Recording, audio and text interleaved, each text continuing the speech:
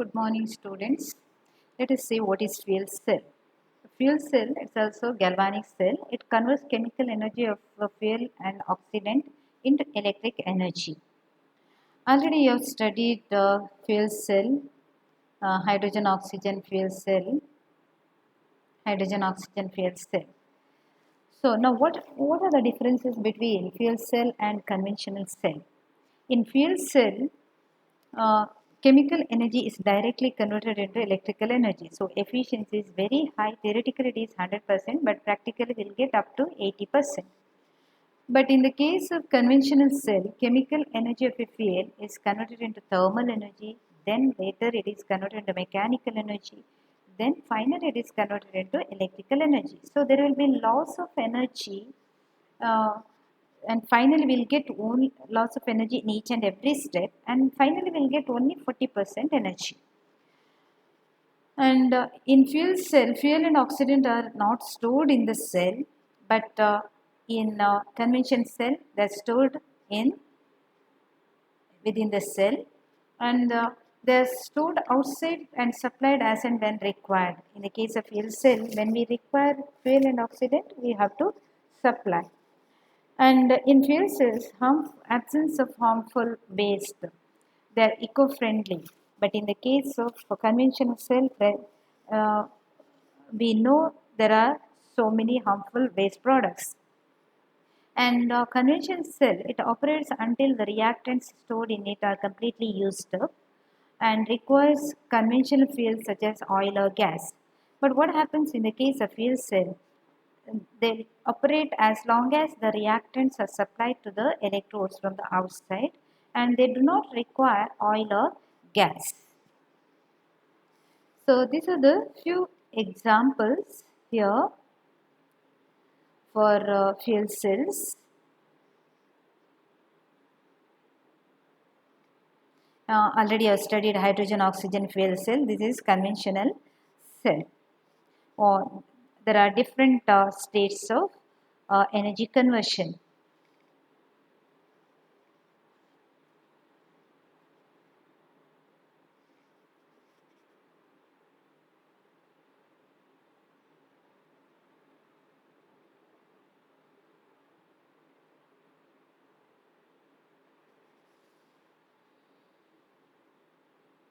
See, like this it operates.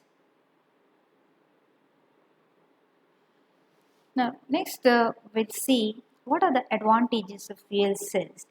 Anyway, efficiency is very high, silent operation, no need of recharging of fuel cell, and harmful waste are absent, no moving parts, so there is no wear and tear problem, and high reliable electricity generation, and space required for fuel cell is very less. But there are some limitations for fuel cells. Initial high initial cost, then lifetimes of cells are not accurately known, and fuel cells in the form of gases and oxygen need to be stored in tanks under high pressure. For example, in the case of hydrogen oxygen fuel cell, it's very difficult to store hydrogen gas. We need to take care about this. Then power output is moderate. We cannot generate very large amount of energy from fuel cells. And to have an appreciable voltage, a battery of fuel cell must be available. We'll study two fuel cells. One is methanol oxygen fuel cell and another one is solid oxide fuel cell. Let us see the construction and working and also application of this methanol oxygen fuel cell. In the case of methanol oxygen fuel cell, the fuel used is methanol and oxidant used is oxygen. An anode is usually made up of porous nickel electrodes coated with the platinum as catalyst, or you can also use this metal alloy. And cathode also porous nickel electrodes coated with the platinum or silver as catalyst, and or similarly we can use metal alloy also. So both the electrodes are made up of similar material, and electrolyte used is here 3.7 molar sulfuric acid. Here we cannot use uh, alkali as electrolyte because this carbon dioxide methanol During the reaction, it forms carbon dioxide, and this carbon dioxide, it forms carbonate, and that will block the electrode pores. Then there is no much contact between the these active materials.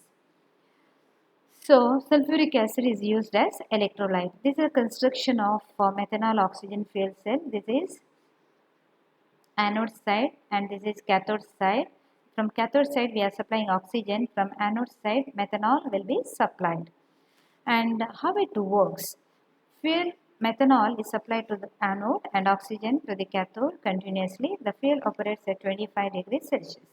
Now what's the reaction here? The anodic reaction is methanol, anodic active material, it reacts with water and it produces carbon dioxide and electrons plus hydrogen atoms. Now what happens at cathode? Cathode active material is oxygen, so it undergoes reduction reaction and it produces water. Now next cell reaction is very simple here, methanol, oxygen, that produces carbon dioxide and water. Now the cell potential, one simple operated methanol oxygen fuel cell, it produces 1.21 volts at 25 degrees Celsius. Now the applications, usually it is used in military applications and to produce large scale power production. Usually using power fuel cell we can't produce much power, but using methanol oxygen fuel cell, if you want to produce very large amount of power, then they can go for this for methanol oxygen fuel cell. Then another type of fuel cell is solid oxide fuel cell. In solid oxide fuel cell, it operates at very high temperature. Solid oxide fuel cell is an electrochemical conversion device that produces electricity directly from oxidizing a fuel and is characterized by the use of solid oxide material as electrolyte. See, methanol oxygen fuel cell, it is similar to hydrogen oxygen fuel cell. This name given to solid oxide fuel cell because of the electrolyte used. The electrolyte used is here solid oxide. Use a solid oxide electrolyte to conduct negative oxygen ions from the cathode to the anode. See the difference here. Negative oxygen ions will be produced at cathode by the solid oxide electrolyte. So fuel is hydrogen, oxidant is air or oxygen. Now anode material is made up of porous composite made up of nickel zirconia ceramide, that is a mixture of nickel and yttria stabilized zirconia skeleton. Please remember this anode material and also cathode material. Cathode material is strontium doped lanthanum manganese oxide, manganite, okay, strontium doped lanthanum manganite. Because of its high conductance, it is used as cathode material. Now, the electrolyte used is yttria stabilized zirconia. Yttria stabilized zirconia to conduct O2 minus. Now, operating temperature, as I told earlier, it operates at very high temperature up to 1000 degrees Celsius. Now, how it works? At the anode, see, hydrogen, it reacts with O2 minus that has been produced at the first here you have to write cathodic reaction, it's better to understand. So oxygen, it undergoes reduction reaction and it produces O2 minus. This O2 minus, it reacts with the hydrogen at anode and it produces water molecule. But the overall reaction is very similar to hydrogen oxygen fuel cell, combustion of hydrogen gas. The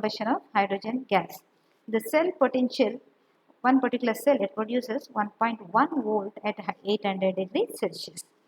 Now, where do we use this solid oxide fuel cell?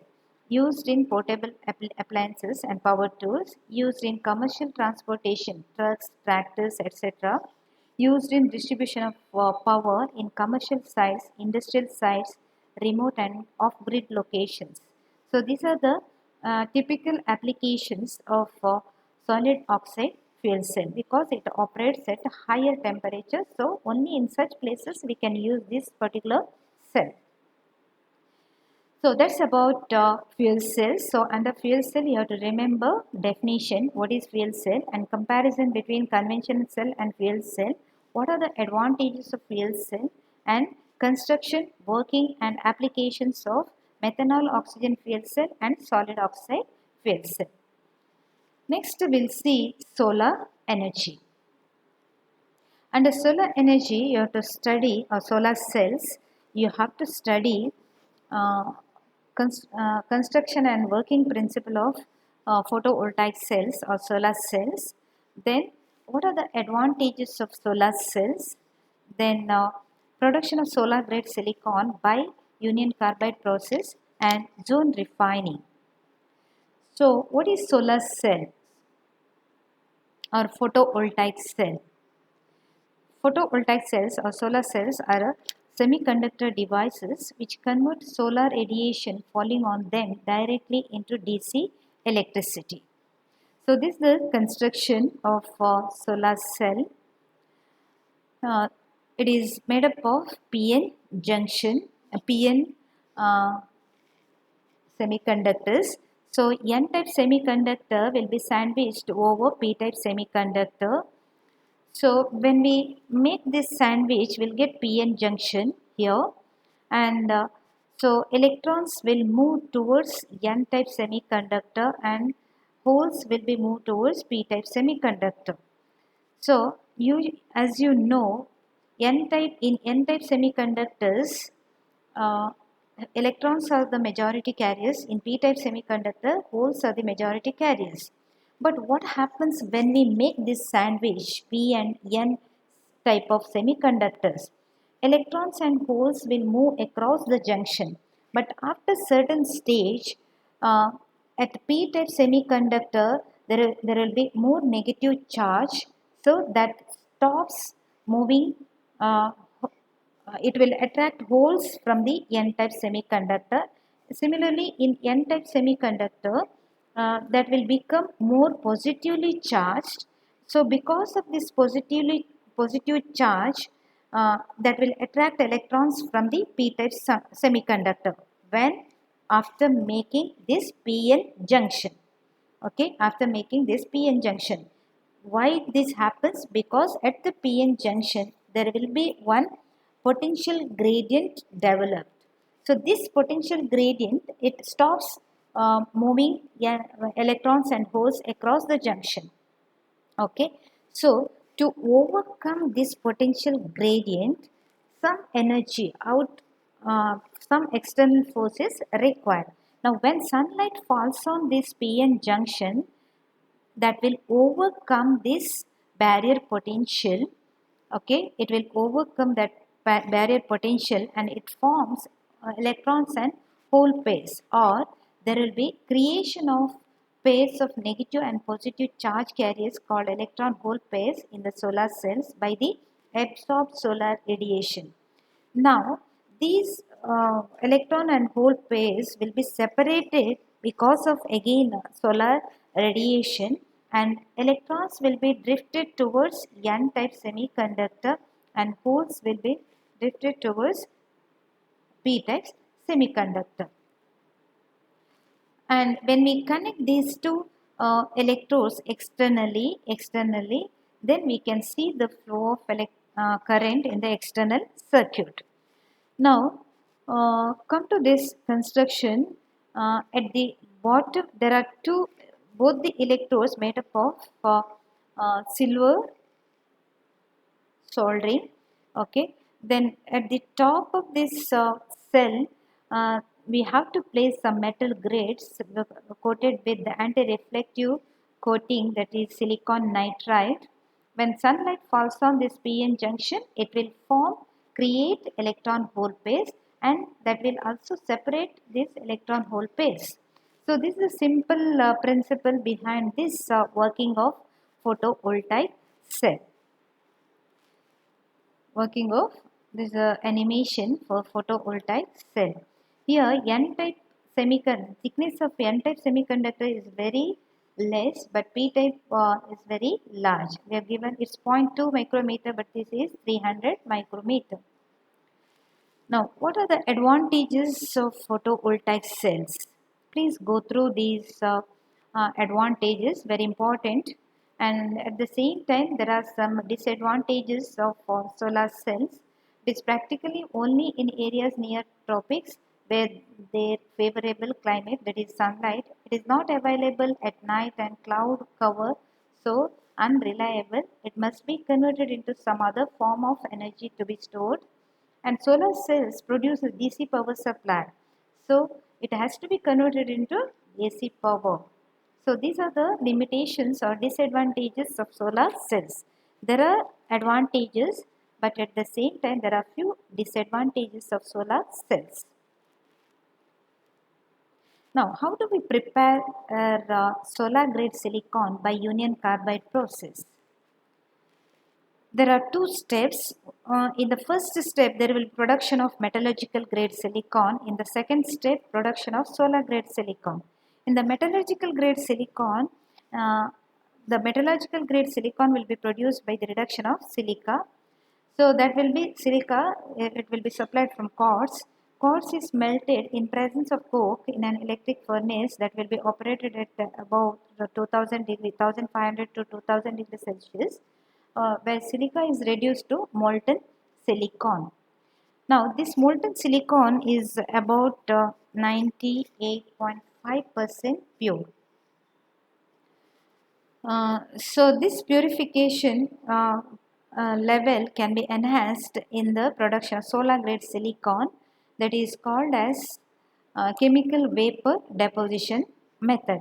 There are four different steps. One is hydrogenation reactor. In hydrogenation reactor, tetrachlorosilane, it reacts with the metallurgical grade silicon that we have prepared in the previous method, giving trichlorosilane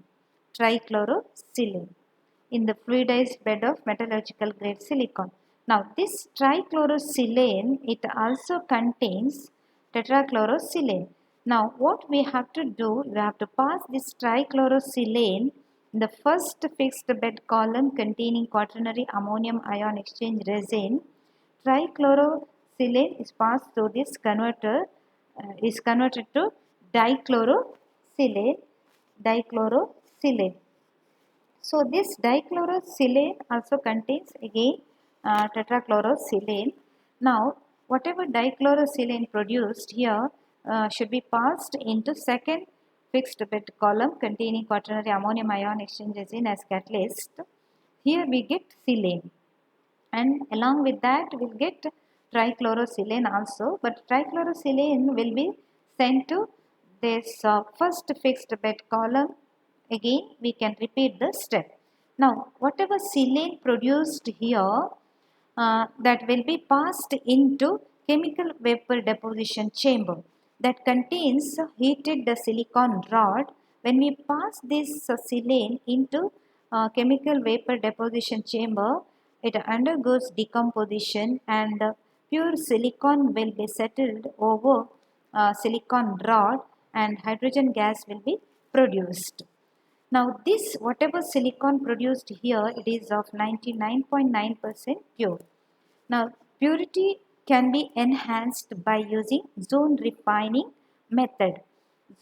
In zone refining method, we have to keep this silicon rod in an inert chamber, okay, and we have to arrange some heating coil and in the reducing atmosphere.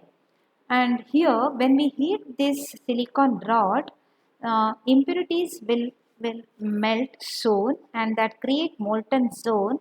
When we move up and down this heating coil, impurities will come down and settle down at the bottom. Now what we have to do, we have to cut this bottom portion, and we have to use the upper parts for the solar cells. And this is the last step in preparing ultra pure silicon, and we'll get a rod of very high purity silicon by zone refining method. So solar grade silicon will be produced by this union carbide process, you have to remember all the reactions and chemical vapor deposition steps and also zone refining. Thank you.